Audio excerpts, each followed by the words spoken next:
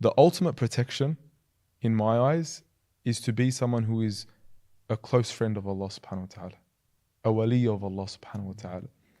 How does one use all that we've mentioned today to become a wali of Allah? How can one get into that closeness with Allah subhanahu wa ta'ala to have the ultimate form of protection?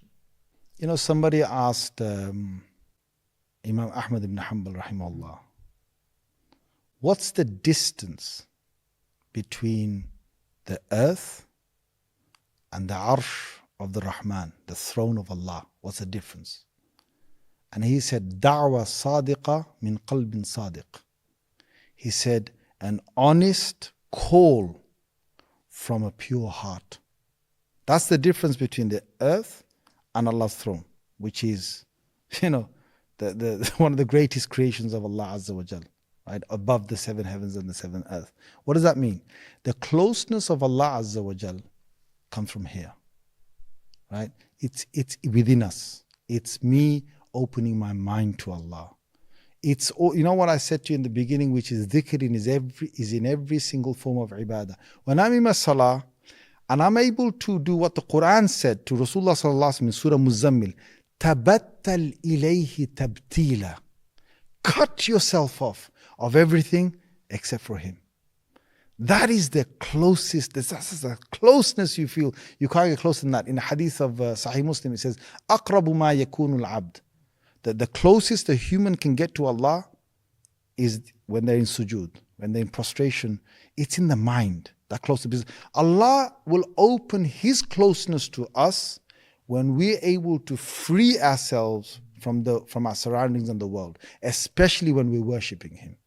And we're trying to get, so whether it's me opening the Quran and reading, whether it's me making dua, the fact that I'm thinking of nothing but Allah in my dua, the fact that when I'm reciting the Quran, I'm doing it for Allah's sake. And I'm reading His words to Him because He wants to hear me say His words to Him. Now let me give you another explanation of how that works. It's like when you have I'm just giving this example as humans to humans so that we can understand, and we'll bring it back to when you've got someone that you love, human to human I'm talking about. When you love someone, what do? You remember them a lot. You even say their name a lot. You talk about them. You talk about them and it makes you feel happy. You talk to them. You talk to them. But even if they're not there, let's say they're not there, you talk about them. You talk about the times you had with them. You talk about wanting to be with them. You talk about them as a character, as a person, how they make you feel and all that, right? So that's when you're in love with someone, right? Now think about you and Allah. If you're in love with Allah, as in you love Allah Azza wa Jal, you want to spend time with Him. That's in your salah. This is, once I remember this, and this is really striking, right? I was in London. I was in a printing press, and it's a non-Muslim printing press. And I said to the guy in the office, time for Asr came. I'm like, oh my God, I've got to read my Asr. So we're in the middle of a whole conversation with trying to get some printing done. I said, can you excuse me for a while? I really need to do my prayers. And he said, yeah. He said, it's fine. I said, what do you want to do? I said, I can do it here, right here. He said, look, the office next to me, there's a glass window in between the two offices. He said, just do it there. So I stood there, did my Asr prayers there, and he watched me. This is a non-Muslim watching me. After I finished, I came back, and the first thing he said to me, he said, Hassan, he goes, that was like a meditation, wasn't it? Now look at how a non-Muslim looks at us when we're in salah. And that's what we're supposed to do. We're in a meditation. We're supposed to be in a munajat, that you're having a secret conversation with Allah in your salah. This is your moment with Allah.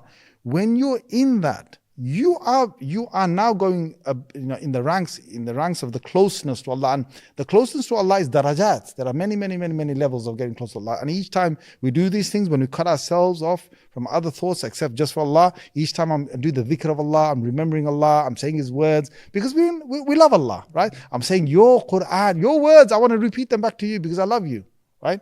When you're doing that, what's happening? You're now going above the ranks of wilayah.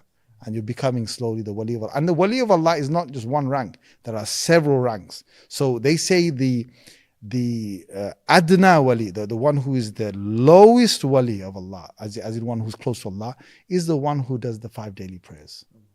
Right? Constantly, I'm not going to miss those daily prayers. I'm going to do them on time, and I'm going to do them with devotion. Do the that's the minimum one who's close to Allah. And then above that, of course, we've got many others. Allah waliyul ladina amanu, those who believe.